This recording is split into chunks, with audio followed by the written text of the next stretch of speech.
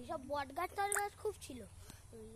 আগেকার দিনের লোকরা এরম করে এরম মন্দিরটা বানিয়েছে, মায়ের মুখটা পরিষ্কার করে। আমাদের চ্যানেলে সবাইকে স্বাগত জানিয়ে আবার একটা ব্লগ নিয়ে চলে এসেছি। আমরা এক জায়গায় ঘুরতে গেছিলাম, একটা গ্রামে।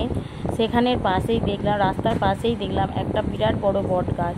বট গাছের মধ্যে এই মা শীতলার মন্দিরটা রয়েছে। তাই আমরা ভালো লাগলো ভিডিও করে আপনাদের সঙ্গে শেয়ার করছি।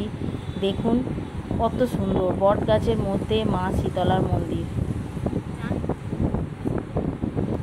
এখানে পারলে আপনারাও একবার ঘুরে আসতে পারেন, জায়গাটা খুবই সুন্দর। এটা ঠিক ধপধপি স্টেশন, ধপধপি ওখানে ধপধপির একটা গ্রামের মধ্যে।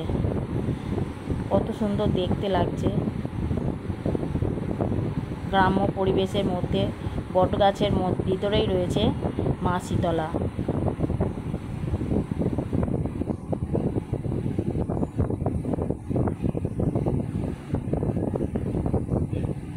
অনেক পুরনো বট গাছ।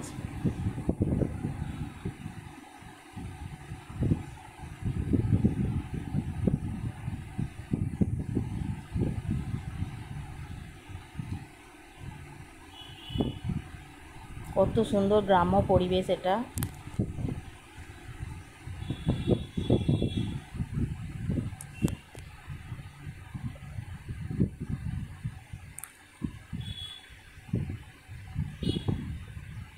পুরো মন্দিরটা বট গাছ দিয়ে ঘেরা।